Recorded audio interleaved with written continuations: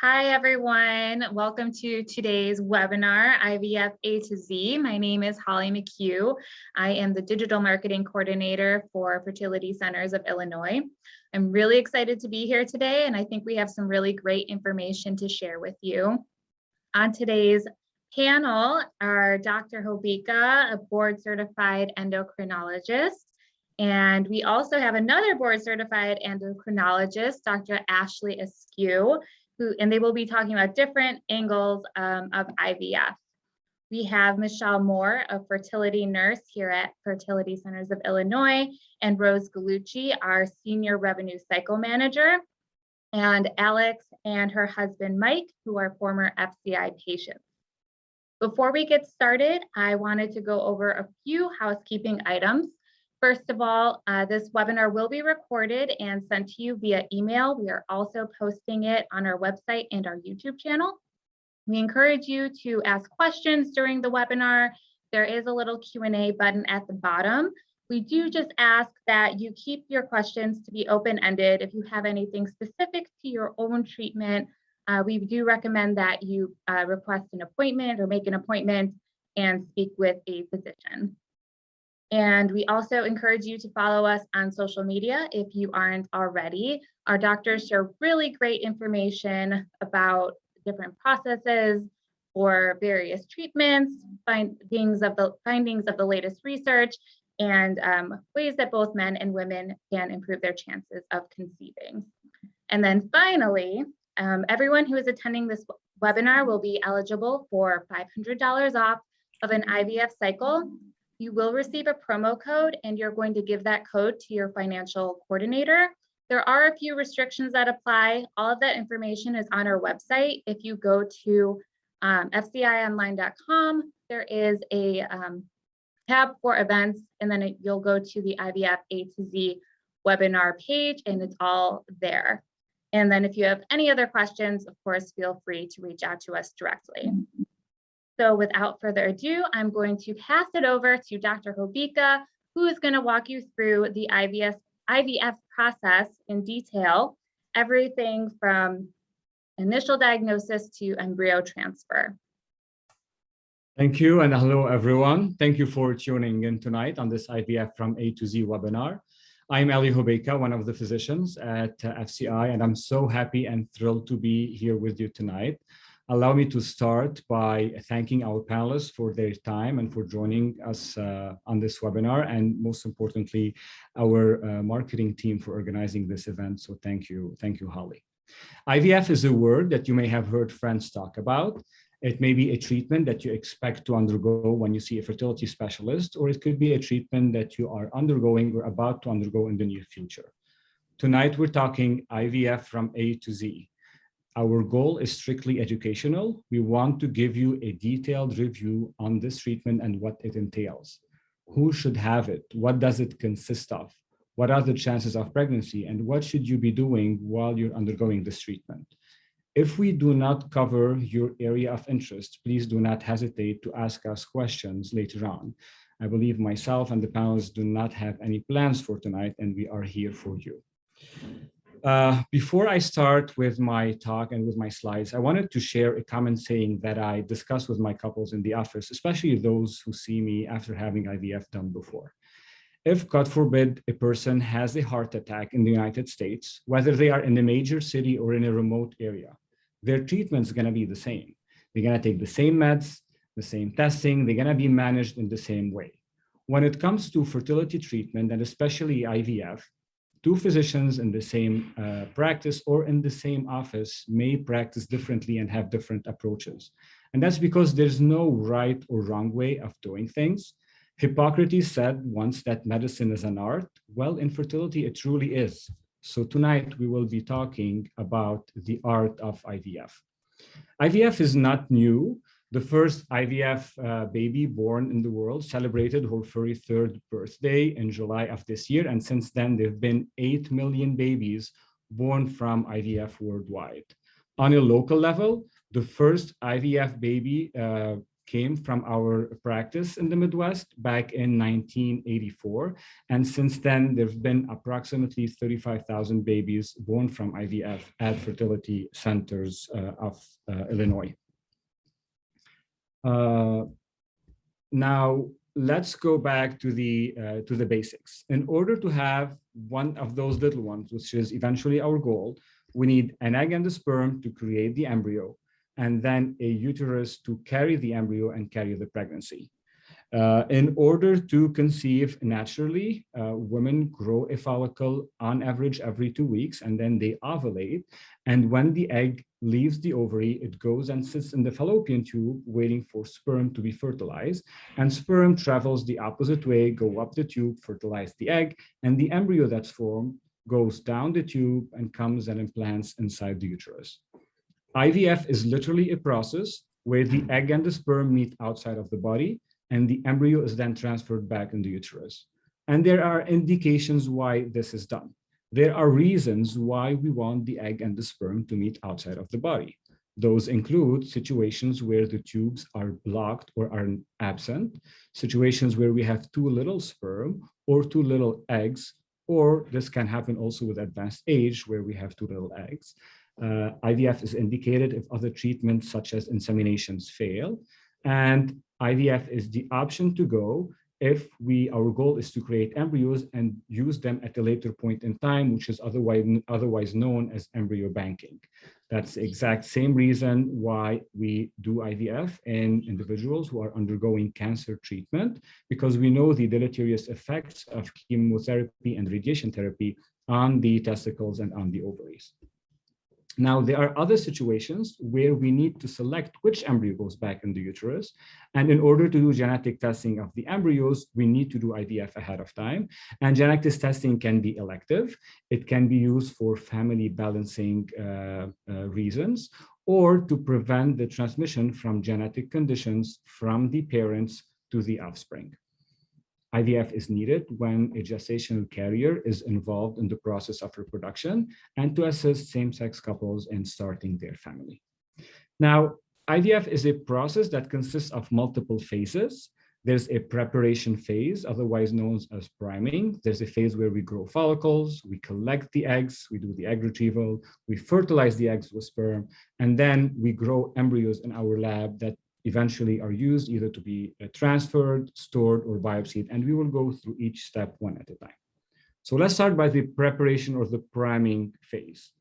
Initially, keep in mind that not all IVF protocols involve a priming or a preparation phase, but in the majority of time, the various protocols that are used to prime the ovaries aim at one goal. We want all those small follicles that did not start growing to start all on one line. Our goal eventually is to have a synchronous growth of the follicles, and you want to try as much as possible to have some follicles grow faster than others. And that's the goal of pre-treating the ovaries with various protocols. But when the time comes and when we're starting the stimulation, our goal is to get your ovaries from this picture on the left to this picture on the right. We want the majority of follicles to grow together. And most importantly, you want them to grow together in a safe way. Why do I say that? Because the enemy of doing good is better. Doing too well will put women at risk of ovarian hyperstimulation syndrome. And this is where they may get too sick to the point that they may be admitted to the hospital. In order to avoid that, we will be monitoring you closely during those 2 weeks. You may be coming for ultrasound and blood work every 2 days, or even sometimes every day. And this is the phase where you will be taking daily injections, and Michelle will be talking about that process into more details in her section. When the majority of follicles are of a good size, we will administer a trigger shot. And this is an injection where we will instruct you to take it at a certain point in time. And please do so. 8 p.m. is 8 p.m.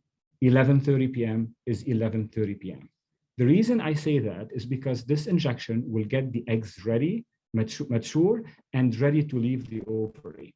And you will have your procedure, your egg retrieval procedure, scheduled a certain number of hours afterwards. So it's very important to stick to the timing. And during the egg retrieval procedure, we will go in vaginally with an ultrasound to which we can insert a very long needle. We will aim to the ovary and to those growing follicles, and we're gonna go in with a needle through the vagina inside the ovary. This procedure hurts, that's why you will be under sedation. Since we're going with a needle, we tell you to expect some spotting and cramping after the procedure, but we also do not expect bleeding to be heavy, pain to be severe, and we are not anticipating any fevers.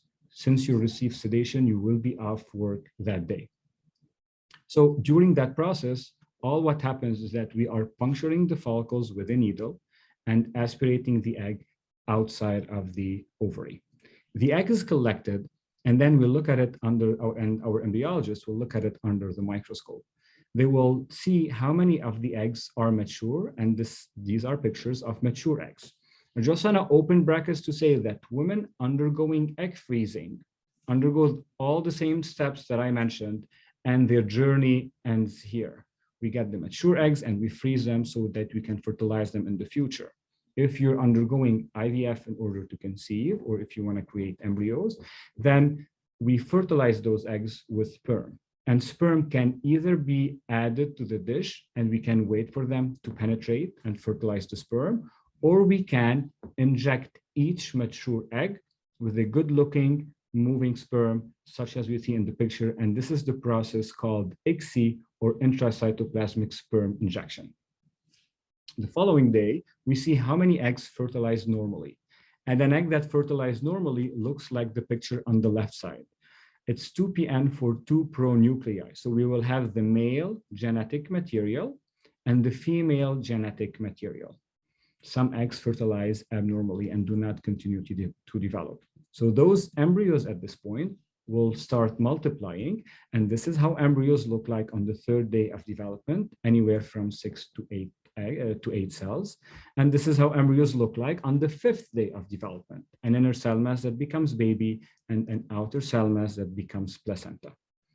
Then we transfer embryos back inside the uterus so that the embryo attaches and leads to pregnancy. Embryos can go back inside the uterus either on the 3rd day of development or on the 5th day of development. In the majority of cases right now, we are transferring embryos on the 5th day of development. Sometimes we help those embryos attach by breaking the shell around them with a laser, because eventually the embryo hatches outside of its shell, like a chick hatches outside of the egg, and then attach. And this assisted hatching, we do not systematically do it on all embryos. It may be preferred in certain situations, and we will tell you when. Now, you may ask, what is the number of, how many embryos do we put back at the time in the uterus? And this is strictly determined by age. Typically, under the age of 38, we only put back 1 embryo at a time. And after the age of 38, we allow ourselves to put more than 1 embryos. So why do we do that? We know that with advanced age, there's an increasing percentage of embryos that will have an abnormality in the number of chromosomes. So we try to account for that by putting more than 1 embryo to increase the chances of pregnancy, hoping that at least one of those embryos will have a normal number of chromosomes and will attach and lead to pregnancy. Now, certain couples or certain individuals may decide to know ahead of time if the embryo has or does not have a normal number of chromosomes. So they biopsy the embryo, and in the setting where the embryo is determined to have a normal number of chromosomes, so if the embryo is euploid, we only put back 1 embryo at a time, regardless of the female's partner's age, because those embryos have a very high chance of yielding to pregnancy. And biopsy of the embryos is when we take some cells away of the embryo. Then we send those cells for genetic testing. The embryo cannot survive in our dish for too long. That's why we freeze the embryos as we wait for those results to be back. Those results will tell us which embryo has a normal number of chromosomes and which doesn't, or which embryo is affected by a certain condition and which isn't. And then we transfer back that embryo in a cycle called a frozen embryo transfer cycle. And there's multiple ways how we can do a frozen embryo transfer cycle. Ultimately, the goal is to grow the lining and get it to a point where it is receptive for the embryo. And on that day, the embryo is thawed and transferred back in the uterus for pregnancy to occur. You may wonder, what are the chances that this treatment works after all these different steps? Well, if the embryo is genetically tested, and we know that the embryo has a normal number of chromosomes, and I am conservative in all the numbers that I'm quoting you today, chances of getting pregnant every time you put an embryo with a normal number of chromosomes back inside the uterus at FCI is 65 to 70% per each try. If the embryo is untested, so if you're doing a fresh or a frozen transfer of an untested embryo, chances of pregnancy for women under the age of 35 is approximately 55 to 60%, so not too different from what it was if the embryo is tested. And then this percentage gradually decreased with the age groups to reach less than 5% after the age of 42.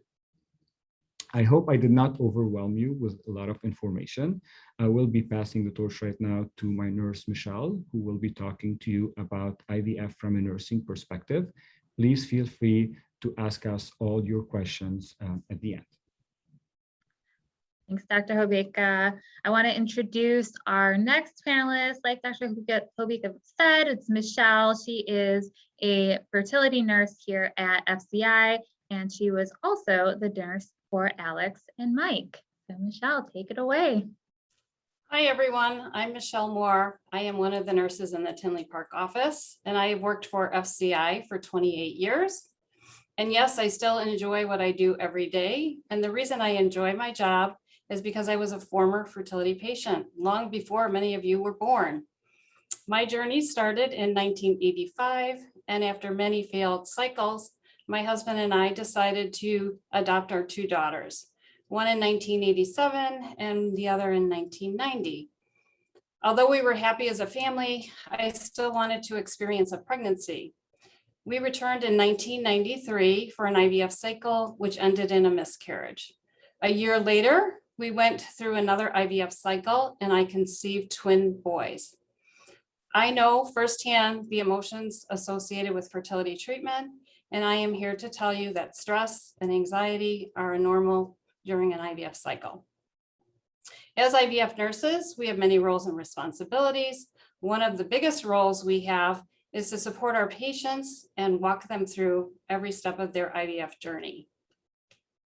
We begin by assisting you to complete your checklist. We need to have an updated pap smear and mammogram, breast exam. If you're over 40, you do require a mammogram. You will be asked to obtain medical clearance letters if you have any medical conditions. Financial clearance will need to be obtained prior to starting your IVF cycle. We will be ordering medications from your specialty pharmacy that is contracted with your insurance. Sometimes your insurance will require prior authorizations for many of these medications. Before you actually start them, we will need to get these done so that they can arrive at your home in a timely manner. The pharmacy will be contacting you to deliver your medications, and they will arrive in a large box with syringes and needles. I always tell my patients, please don't worry. Your nurse will let you know when these medications all start, since they don't all start at the same point in your cycle. The nurses will be sending you an IVF calendar through the portal with all your medication dosages and appointments listed. Patients love the portal. Next slide. As you can see, there are plenty of medications that can be prescribed in an IVF cycle. Each is different for each phase during your cycle. We will help you with what medications you need to take and when. Keep in mind that most of the medications you will be administering will be subcutaneously. We can't list exactly what medications you will be taking, but keep in mind that your doctor has their own regimen and additions to their IVF cycle. Next slide. We offer many tools to assist you in administering your medications. We can do medication teaches over the phone. We can do them in person. We can send you educational videos. Patients find these videos very helpful. They like to watch these videos over and over so that they can familiarize themselves with the medications that they'll be taking at every point in their cycle. We will be providing you with pharmacy teaching pamphlets. We do have a nurse on call for any questions you may have after hours or on the weekends. We do provide you with a list of cycle reminders we will be giving you. If you have any vacations, weddings, or out-of-town plans, please let us know before your cycle begins so that the nurses can see if it is possible to work around them. Sometimes emergencies do come up and you may need to monitor at another facility, which may be out of town. And again, your nurse will help to find a location and send an outside order so that you can have that done. Please ask us any questions and communicate with your nurse. If you make a mistake giving your medication or mixing your medication, please let us know so we can check with your doctor to see what medication doses we can make for the next day. We wait anxiously, just like you, for the results of your pregnancy test. We are just as happy as you when you get a positive pregnancy test, and we are just as sad when we get a negative test. We are all here as a team. We are your biggest cheerleaders, and our goal is your goal to get you pregnant. Thank you. Great. Thank you, Michelle, for all of that awesome information. We are going to transition to another really important topic, which is IVF finance. So we want to make sure that you're aware of all of your options, and Rose is going to walk you through financing treatment. Thank you, Holly. Hello, everyone. My name is Rose Gallucci. I am the Senior Manager over the Central Business Office Revenue Cycle for FCI. One of the teams I manage is the financial coordinators. And that team there is a team of 10. I have 10 financial coordinators. During your journey here at FCI, a financial coordinator will be assigned to you. The financial coordinator will provide you with your insurance coverage information specific to your plan coverage and inform you of your out-of-pocket amount that you will be responsible for.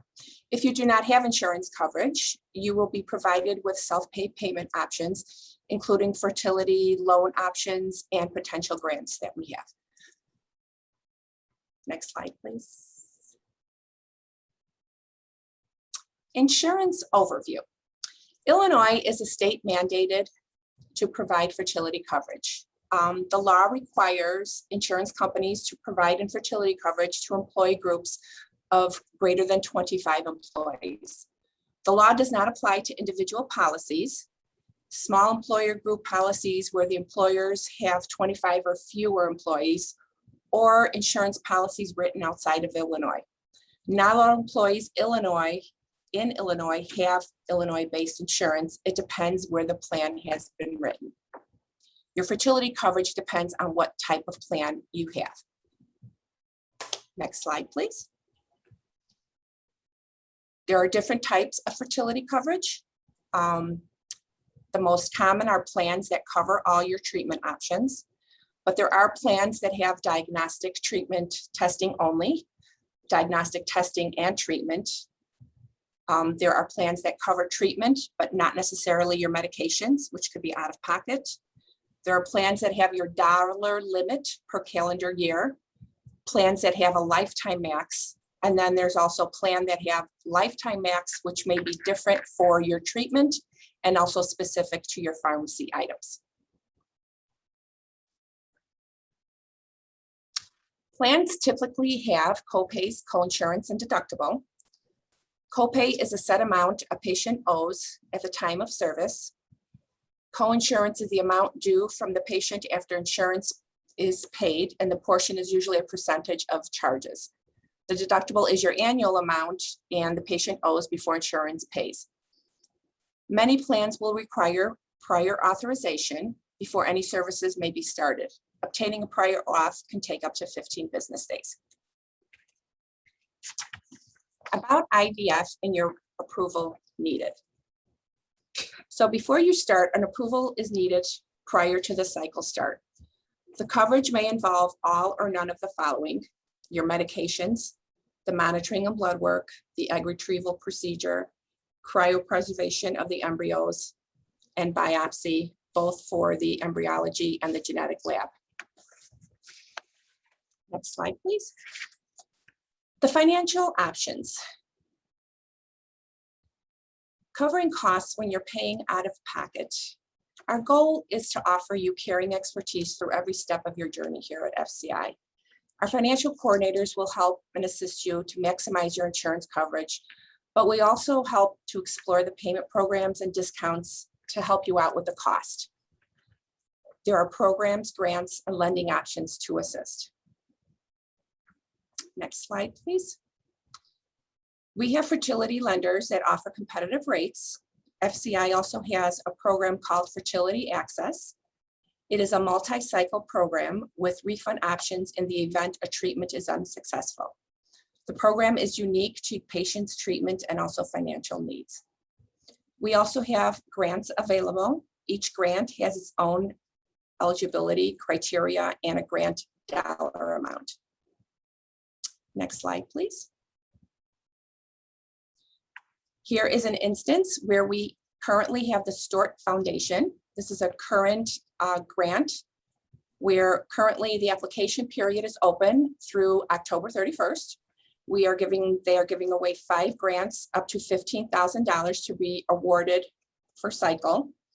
The criteria eligibility is you must be in Illinois or Missouri and have documentation of infertility diagnosis by a board certified endocrinologist. Thank you. Great, thank you, Rose. As a reminder, we will be answering questions at the end of this webinar, and there is that Q&A button at the bottom to ask any questions that you have.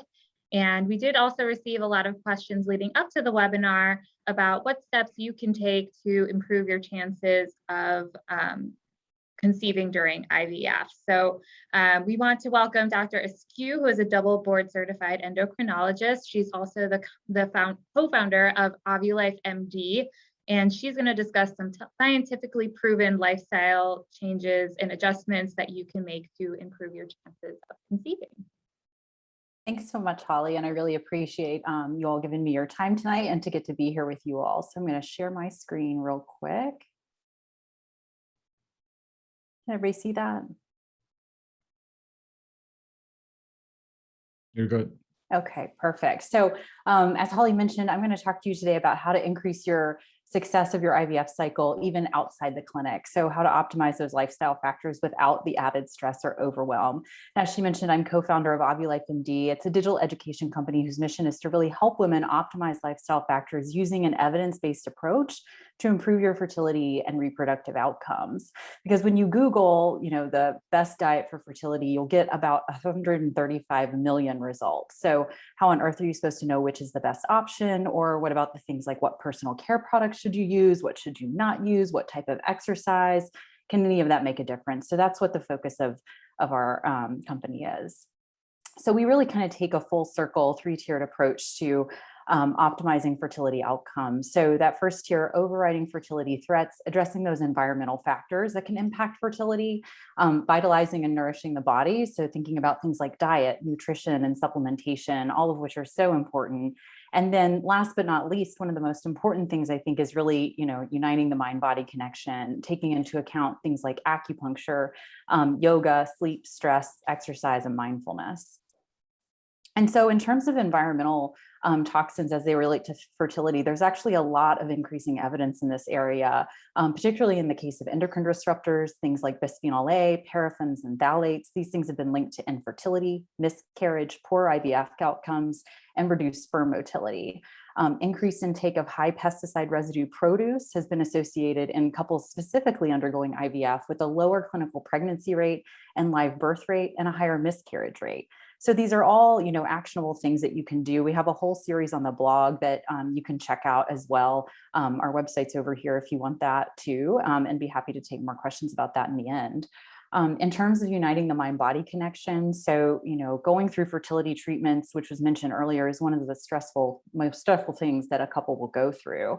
Data has shown it's as stressful as having a cancer diagnosis, in fact. And so I think this is one of the things that is most often missed and put to the wayside because you're focused on, doing the medications right and doing all of the, the monitoring and all of that, which is so vitally important, but you can't leave this part behind either. So things like yoga, acupuncture have all been significantly shown to improve quality of life and decrease anxiety and depression scores in couples undergoing IVF. So don't forget that piece. And it's easy to kind of turn to a supplement, right? Like in our culture, we tend to over medicalize things and there must be a pill to fix that. And while there is great data for supplements in couples going through fertility treatments in unique circumstances, really your diet is the single most important lifestyle factor that can increase your chances of success. Data has shown that, I don't know what that's about. Okay, so data has shown that, when looking at diet as it relates to fertility and looking at IVF outcomes, it can shorten your time to pregnancy, increase your chances of getting pregnant, and actually lower your risk of miscarriage. And that is evident specifically in couples undergoing IVF. So it does make a difference. And we decided to redo the fertility foods pyramid or the foods pyramid in general for this. So kind of going over some of the fertility diet fundamentals that you can see here, the bottom of the pyramid in this case is going to be those non-starchy fruits and vegetables in unlimited amounts. Really eating a whole foods, plant-based diet, rich in that low pesticide residue fruits and vegetables. In terms of the carbohydrate intake, I think it's important to note that this is a lifestyle and not a short-term fix. So some of the common questions we get is like, should it be no carb? Should it be gluten-free? Should it be, low fat? And really it should be something that you can maintain. So consuming whole grains and low to medium glycemic load carbohydrates. So think about those carbohydrates that aren't going to spike your blood sugar super high, and kind of boost your insulin, which creates this inflammatory pathway. An easy way to choose the right type of carbohydrates is if you just simply Google image glycemic load charts, and you can choose those in the low to medium glycemic load group. And that's an easy way to go about making a simple change to start. Increasing your intake of plant-based and seafood sources of protein is super important as opposed to just leaning on conventional animal meats like chicken, turkey, and increasing the intake of anti-inflammatory omega-3 fats, always best in the form of food. A supplement can be helpful in that case too. Limiting intake of trans fats that you find in those prepackaged baked goods, fried foods, red meat, and the high glycemic load carbohydrates, or those fast digesting carbohydrates that are usually in our convenience foods too. And we've had the pleasure of working with FCI, and it's been so fun to work with their patients. And Dr. Hobeika has just done so many great things for patients in the Chicago area. And Ashley is one of the patients that we had the pleasure of working with, who said we made countless changes after following OvulifeMD. Some things were surprising, but incredibly easy. Ultimately, we think it helped us get pregnant with our first round of IVF. And that's what we're all about. And that's why we're here. And if you're not totally webinared out after tonight, we have one on our website right now that's not just about the background and what the evidence is, but the how-to. So some common mistakes that are just easy to swap out. So, just kind of focusing on the things that are in your control, and you all are going to be in great shape. And my references, and thank you again for having me.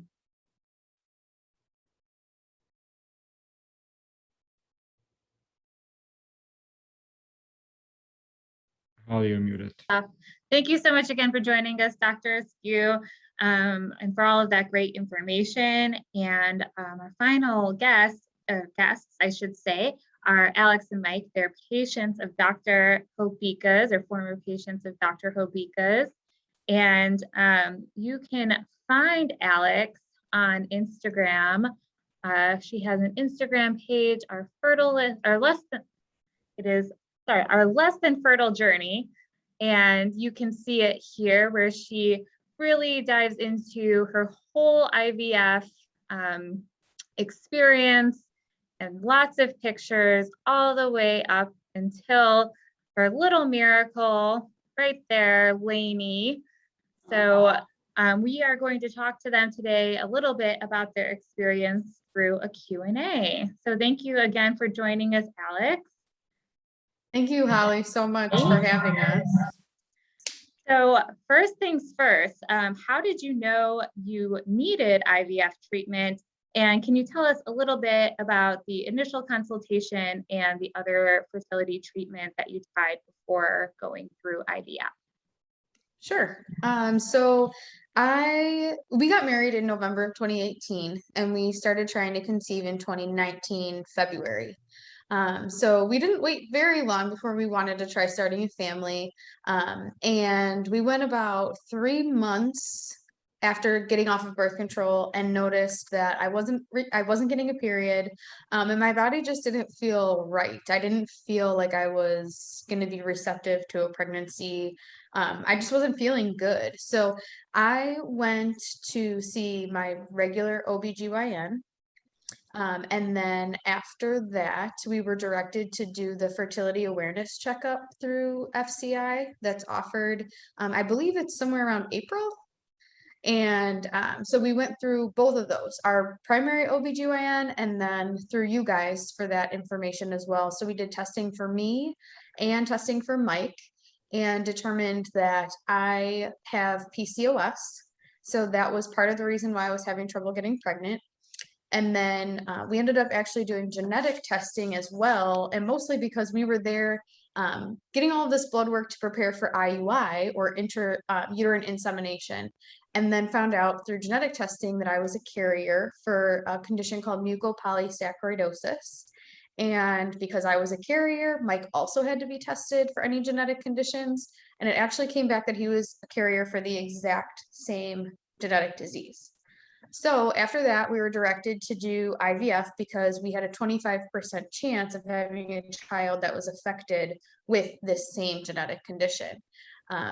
So we met with one of the doctors at FCI and we started our journey then. So we actually started, our first retrieval ended up being January of 2020. Great. Can you tell us a little bit more about what your IVF journey looked like? Sure. So we started with the IVF first retrieval in January of 2020. It yielded one healthy embryo because we did the genetic testing on our embryos. We were able to send 4 that looked under the microscope by the endocrinologist and by the lab that they were going to be healthy. So we sent those 4 for genetic testing, came back with 1 embryo. And we were actually really stunned by that. And we were having a little bit of a difficult time with that emotionally because we knew that we wanted more than 1 child if possible. And B, we know that even transferring that 1 embryo, it's still not 100% chance that we would have a baby. So we decided to go with a second retrieval prior to any even attempt at transferring an embryo. One being that we would have more embryos as more options, but 2, my eggs and our embryos then would be younger if we did it at that time versus if we had to wait and do it again at another time. So that's why we chose to go with the second retrieval, which was in March of 2020, which hit right near the beginning of that pandemic that we're still dealing with now. But we got to slide right in. We did our second retrieval and we had 8 embryos that we were able to send for testing this time. And we had 5 embryos come back healthy. So then we ended up with 6 options and we just asked for the healthiest looking embryo to be transferred for our transfer cycle in June of 2020. Great. Thank you so much for sharing that. And you know, when you were going through all of this, we know that IVF can be physically and emotionally taxing. Did you experience any side effects, both or either mental or physical? Yeah, so my body definitely went through a lot of changes. I think there was obviously an underlying like depression, anxiety, but that came from a lot of what was going on. There was a lot of emotional stuff. I'm not 100% sure that that was a side effect of medication per se or treatment. But we definitely went through some emotional issues. And then I am a big proponent for therapy, any kind of therapy. I run a small therapy group. And so I am I think it's super important to have a therapist if that's something you need to go through. So I ended up joining a therapist, and we worked through a lot of the big emotions that I was feeling. And at that time, Mike and I were very different people when it comes to coping with grief, stress, anxiety. So he didn't come with, I went to it on my own, but we did work through a lot of big emotions together. And then a couple other things that I did was I did join a gym, and I tried to have more regular exercise. I joined a yoga class, which was great. And I swam. I just would like do laps until my mind was cleared. So that was really important for me. That's great. And I mean, it sounds like you tried a lot of different tactics for, improving your physical, emotional well-being. Is there anything that we missed that you did to just help improve your mindset, support systems that you went through? Sure. Well, now meeting Dr. Eskew, I see that OvulifeMD would have been really awesome for us. But we did, I guess, just through Dr. Hobeika's suggestions and some of my own research, I did kind of bring in a few of those things. I did try to change diet a little bit. There were some recommended supplements for myself and for Michael to just make our bodies healthier, to provide a better environment for growing an embryo and then a fetus. So we had that going for us. I did a lot of journaling and reading about IVF. I turned to social media. Social media has a huge support group out there if you look for it, and it's not hard to find. So just by searching through some social media about IVF or infertility, there's lots of support out there. We were very open about our journey, and we told friends and family and coworkers that we were going through it, and that helped us because if there were, issues at work where I needed to come late or leave early for an appointment, or if we did have any complications or anything like that, we had this huge support system to turn to. And I think that was really important for us. And it was just really awesome to share our journey with everybody. Yeah. You have a wonderful Instagram page, very detailed about your journey, and I'm sure it helps many others going through what you're going through or what you had gone through. And do you have any other, words of wisdom for anybody who is considering IVF? Yes, so we did 2 retrievals, like I talked about. And the first one, I think because I work in the medical field, there was a small underlying understanding of how things were going to go already. But I would definitely encourage people to ask the questions, even if you think you understand it, but there's a portion of it that you're not understanding, ask the questions and make sure you're feeling really comfortable with what you're going through, because there's a lot of information, a lot of stress and anxiety. And it has been, I've heard before that when someone's stressed out or in an anxious state, they don't always hear what you're saying. So some of these anxious patients like myself, we don't hear things the first time. So it's okay to ask those same questions a couple of times if needed. I think it was really important for my second retrieval. I'd learned a little bit about my body from the first one, how it responded to medications and what kind of changes I may have needed to take place to do better and to be better for myself and for Michael for the next retrieval. And I think that was the most important. I think if you're looking for financial support for this, definitely reach out.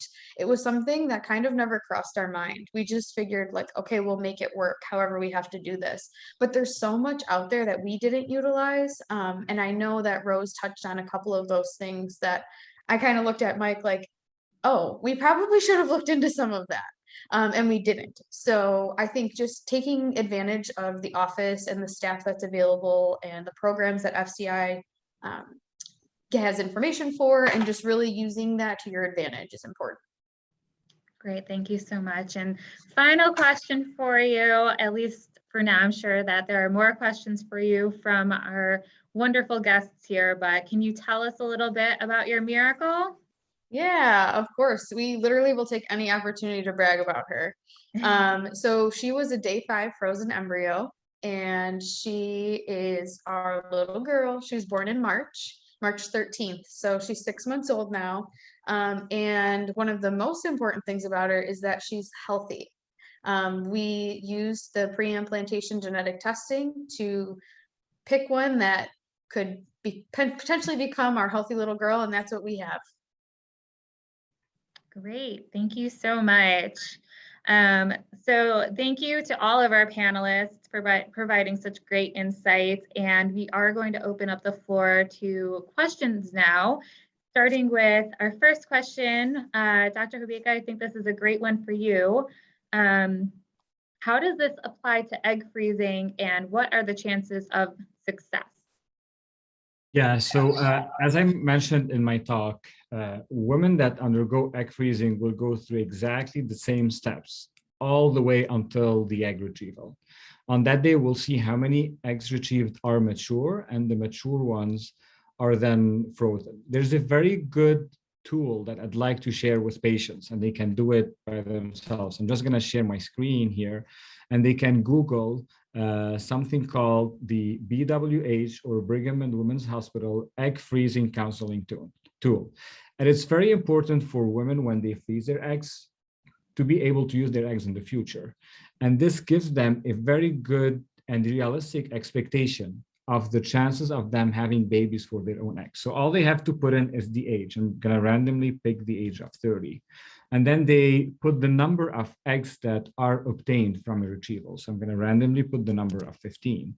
And this tells you that if you have 15 mature eggs that are retrieved at the age of 30, your chances of having one child in your own arms is 83%, 2 children is 50%, and 3 is 22%.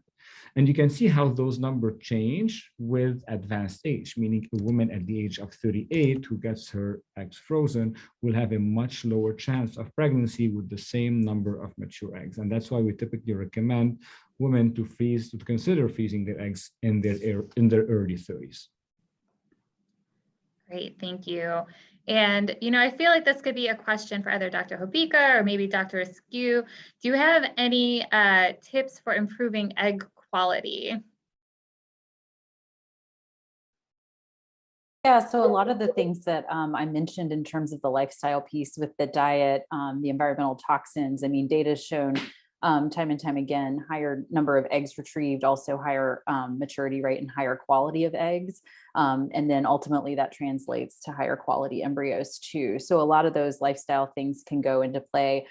Different types of supplements, I would say a caveat to that is that there's a ton out there. I mean, it's a multi-billion-dollar industry and they know how to market to people who are looking for those sorts of solutions, but speaking to your physician about which ones can be helpful and which ones can be right for you. If you smoke, stop smoking, moderate alcohol intake, like those sorts of things that seem, just like, oh, would that really matter, actually can make a big difference. So, I would say, reaching out to your physician to see which things would be most helpful for you beyond the lifestyle stuff is definitely recommended. Great, thank you so much. This question is for Rose. If you're paying out of pocket, what is the overall cost of IVF from start to finish?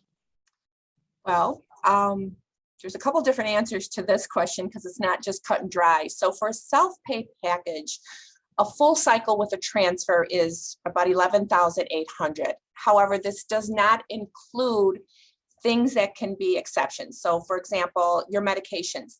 The cost of medications depends on what you are given. So that you would have to include, that's a separate cost. Your cryo storage, that's also a separate cost. And then of course, your PGD testing, which can go from $1,000 to $5,000. So that is also an additional cost. If you're doing just IVF with just a freeze-all and nothing else, it can just range about $9,800. So it can go from anywhere to $9,800 to about $12,000. Great, thank you. This one's for Dr. Hobeika. What can we do for diminished ovaries? I want to say what's meant is diminished ovarian reserve by this question. And I typically tell women with diminished ovarian reserve that the goal is to recruit as many follicles as we can in an IVF cycle. At the end of the day, their chances of getting pregnant is mainly dependent on their age. And that's a very important message that I want to give to women who are in their early 30s or mid 30s who have low reserve. What's preventing them compared to other women, or what's different compared to other women, is that they may need 2 or 3 IVF cycles to get the same number of eggs like a woman who has an appropriate ovarian reserve is able to get. But eventually they will have a good outcome with a good chance of pregnancy. It just takes more tries. And based on their previous responses to the medication, we can change protocols in order to optimize, increase the number of follicles recruited during an IVF cycle. Great, thank you. Dr. Eskew, this one's for you. I lost my question. Any tips for how to know if your personal care products are clean or not?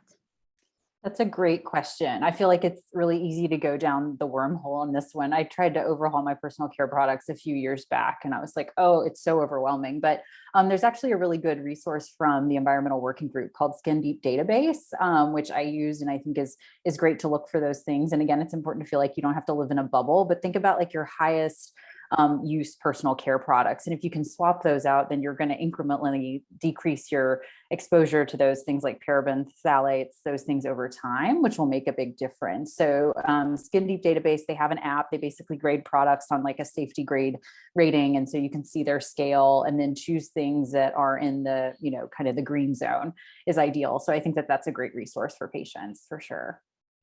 Great, thank you. Here's one that's come up a few times. What are the chances of having twins, and are there any ways to either improve or decrease your chances of having twins? In terms of IVF, the chance of having twins will eventually depend on the number of embryos that you put back inside the uterus. There's always a chance of having twins even by putting back one embryo inside the uterus, and this is if the embryo decides to split, and this happens in approximately less than 2% of cases. And this is when you end up getting identical twins, either 2 boys or 2 girls that exactly look the same. Now, and that's the same reason why we try to avoid aiming to help couples conceive with twins, because once you set a goal, you may always overachieve or underachieve it. And if your goal is twins, you may overachieve and end up with triplets or quadruplets if the embryos decide to split. And there's a much high morbidity for pregnancy with multiple fetuses or multiple gestation. So in the world of IVF, it will eventually go down to the number of embryos that you're putting back inside the uterus. Great, thank you. So kind of on a similar note, let's start with gender. Well, let's start with, how does gender selection work? So when we spoke about biopsying the embryo, one thing that we look at is if the embryo has a normal number of chromosomes, and we will be able to tell gender at the same time, because a female embryo has 2 X chromosomes and a male embryo has an X chromosome and a Y chromosome. And so we will biopsy the embryos, wait for results to come back, and then we will sit with the individual or with the couple, and then we will go over what they have created so far in terms of embryos, and they will eventually decide which embryo goes back in the uterus first. And Rose, the second half of that question is actually for you. How much does gender selection cost? Well, depending on the lab that is used, it can range from about $1,000 to $1,500. Great. I mean, $1,500, yeah. So I'm not sure if Dr. Hobeika or Michelle wants to answer this. It's about medication. When in the cycle does medication begin? All yours, Michelle. Oh, mine? Okay. So medications usually start with your baseline. When you get your period, you'll be calling your nurse to schedule an appointment. So we'll be bringing you into the office, making sure that your hormone levels are low, that you don't have any cysts on your ovaries, and then we will let you start your medications. Typically cycle day 2 or 3. The earlier in the cycle, the better. Great, thank you. What are the different steps needed for those of us using donor sperm is a question that we. So, I mean, for individuals using donor sperm, it is required by our society and by the FDA to have initially a psychology consult. So they will meet with our in-house psychologist. And there's some additional testing that looks at certain infectious diseases based off if the sperm is from a known donor or from a sperm bank. In addition to that, we also screen both the donor and the individual and the other couple for any genetic illnesses that can be transmitted from generation to generation to make sure that they're not at risk of having a child that is affected. Great, thank you. And another question for Dr. Eskew. What are some of the ways to decrease BPA exposure? Yeah, that's a great question. I think that's another easy place to start and kind of some simple swaps that can make a big difference. So thinking about reheating your food on glass instead of plastic and reheating, packing your lunch if it's hot in a glass container as opposed to plastic, drinking out of stainless steel water bottles and coffee to go mugs is a really easy way just because that can seep into the liquids. BPA actually lines the canning of canned foods too. So you can look for BPA-free cans that often replaces it with another type of bisphenol, but those sorts of things are helpful. Thermal receipts are covered with BPA too. So that's been shown to get absorbed into the skin. So you can just say, I don't want a receipt, e-receipt, and those little things over time will really add up. Great, thank you. There are a lot of questions as well. I know we touched on this a little bit, but about success rates for women over 40, like, are there any guidelines of, when, how late is too late, or, what are the factors that, could affect fertility once you are over 40? I typically share a graph with my patients when they meet me for the first time and explain to them that chances of fertility, the main determinant of the ability of a couple or an individual to conceive, is the female partner's age. And after the age of 36, 37, fertility starts declining, and it's really low after the age of 40. Now, when you ask when do we stop or when do we continue, we truly look at it at a case-to-case basis. If we are able to create embryos, if you are able to simulate a good number of follicles on women's ovaries, even if they're 43 or 44, and we do have some examples in our practice, and Michelle knows some of them, then at that point, I don't think there's a reason to stop, especially if we can get embryos to have a normal number of chromosomes. At that point, even if the age is advanced, as long as we have those embryos that are chromosomically normal, the chances that they get pregnant when they do that transfer is still in the ballpark of 65 to 70%. So I wouldn't consider this age solely a reason to stop. The situation needs to be assessed as a whole. And I think the decision is typically jointly made between the provider and the patient or the couple as well. I would kind of piggyback on that too, if I can. The question about what you can do to improve egg quality, and really, age is the best predictor, the single best predictor of egg quality, but also the tool that you brought up as well, Dr. Hobeika, you can kind of illustrate that by playing with number of eggs as it relates to age. So in the context of egg freezing, thinking about your highest chances of successes, eventual success would be, based on your age and the number of eggs frozen and the age at which you froze them. Great, thank you. I'm just gonna ironically put here, I'm gonna say at 15 eggs, we just played the different ages. I'm gonna put the age of 42. And we'll see that this is not for women with infertility, this is for women trying to freeze their eggs. If you freeze your eggs at the age of 42 and you have 15 eggs that are frozen, chances of getting a baby out of those 15 eggs is 29%, whereas it's 83% at the age of 30. And this truly illustrates that, yes, it's about quantity and if there's still eggs on the ovary, but eventually it comes down to quality and making sure we have that golden egg, as I call it, that will lead to an embryo with a normal number of chromosomes and will eventually give a chance to lead to a baby. And we've seen it happen. Great. What are the chances of not getting any embryos at all with IVF, and what can you do differently if that happens? That's a very good question. Actually, I do have a slide that I share with my patients. I'm just getting to it right now. I believe I have it in my presentation. So since there's a lot of questions also I saw on the testing of the embryos, let's kind of say that this is 15,000 embryos that have been tested in the United States.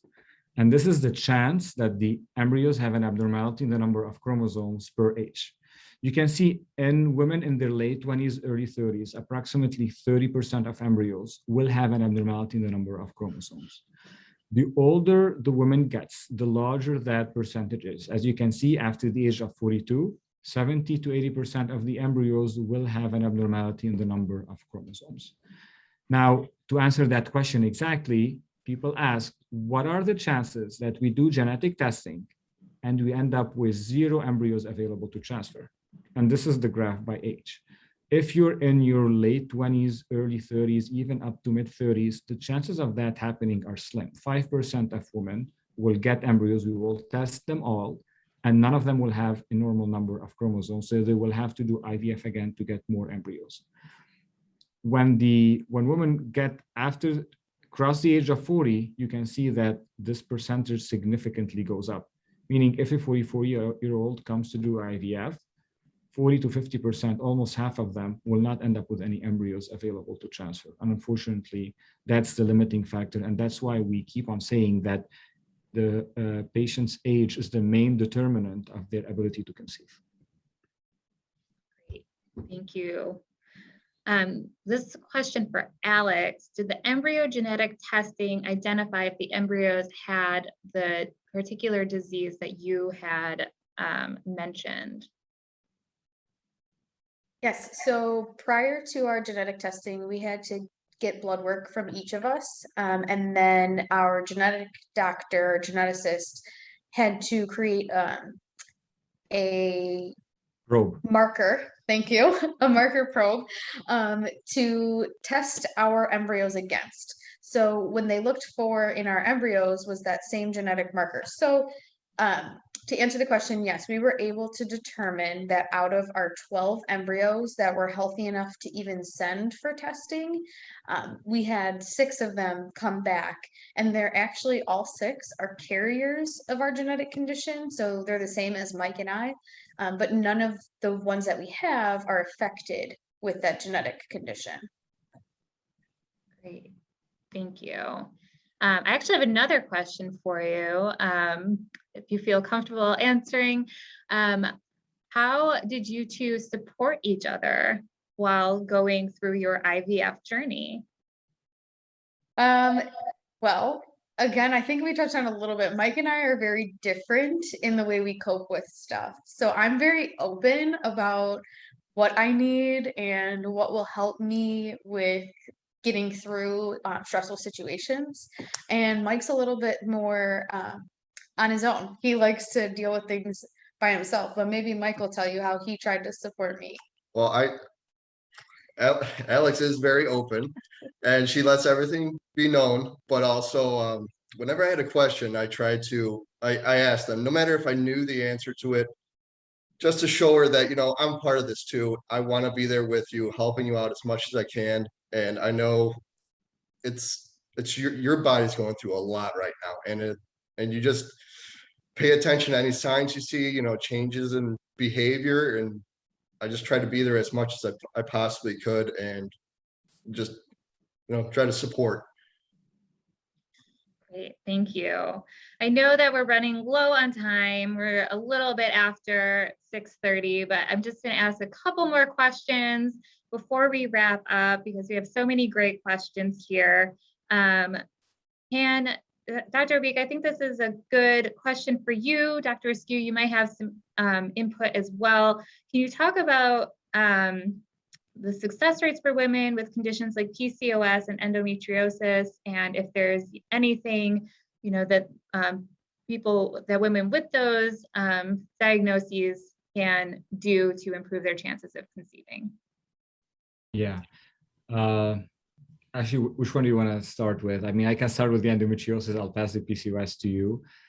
We know, as a matter of fact, that women with endometriosis have a lower chance of pregnancy than women in the average population. we still do not know exactly to what extent that disease, their disease plays a role in that decrease. They could have advanced disease and their chances could be significantly decreased, less than 50% what the normal chances are. And they may have very mild disease, and at that point, their chances of success are not severely impaired, although slightly lower. My main message to them is that IVF with transfer of the embryo remains the only treatment that has the highest chances of pregnancy. And I would just want to give them a message of hope and optimism that eventually it will happen. Again, it may take more cycles to occur to the low chance of pregnancy, and to kind of circle back after every cycle with their provider to see what are things that could be implemented in order to change those chances.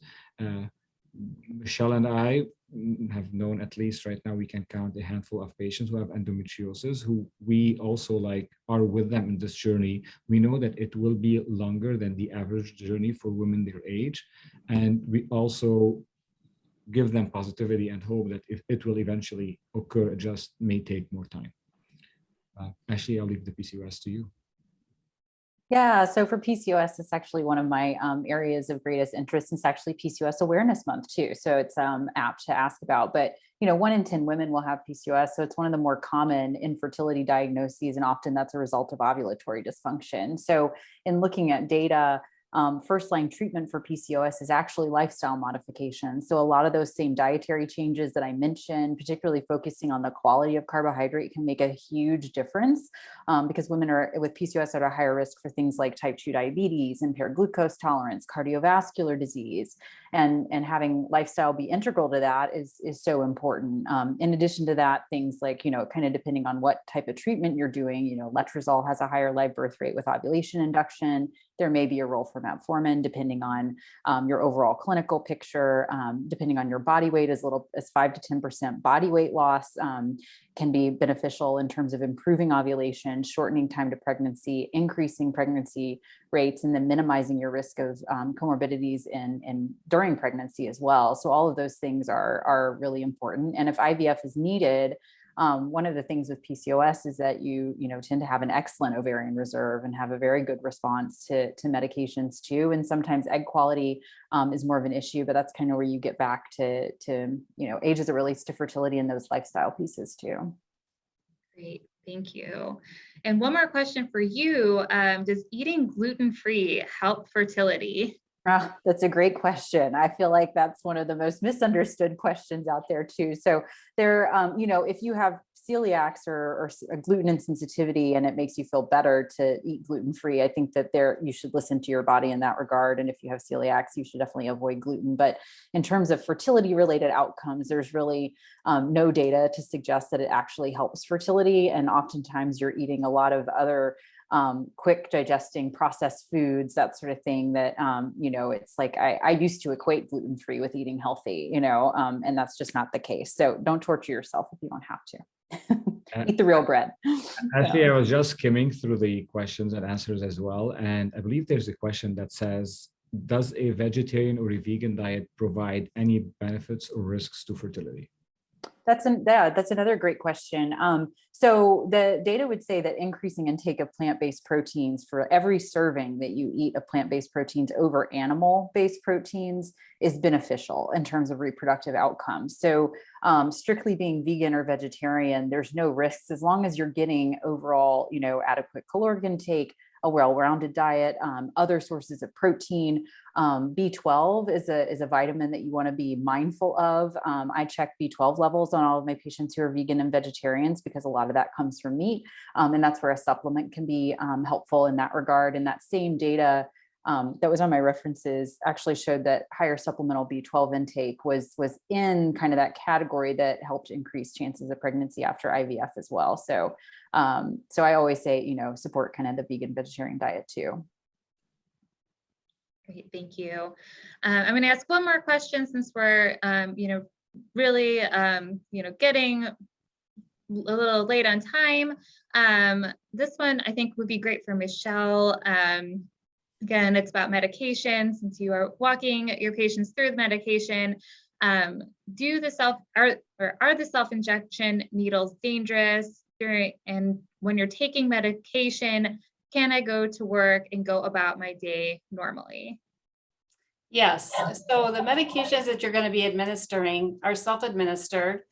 The majority of them are subcutaneously. They're with a short little 1/2-inch needle. They're in the pen form, so there's no really reason why you can't go to work. These medications are typically given in the evening between 6 and 9. However, there is one medication that we do give in the morning, and that's a pre-filled syringe, so you can bring that to work with you if you need to give it at work if necessary. Great, thank you.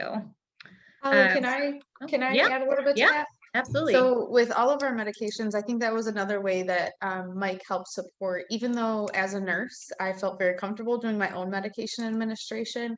I wanted to help him feel as included in that portion of it as I was. So I actually helped Mike learn how to do all of those injections. So with the exception of a handful of injections, Mike did all of them for me. And he's a rock star. Thank you so much for sharing that, Oh, Alex. Mike. So we do have to wrap up our session for today. I want to thank everyone who attended again. You will receive a recording of this webinar. You will also receive that promo code via email for the $500 off of an IVF cycle. And if you still have questions, we do encourage you to schedule a consultation if you're a new patient or if you're currently a patient, to schedule an appointment with your provider. And we want to thank you all again. Thank you to all of our panelists, especially Eskew, Dr. Ashley Eskew, who again is a reproductive endocrinologist, and with OvulifeMD, and Alex and Mike for joining us today. And thank you again, everyone, for joining us.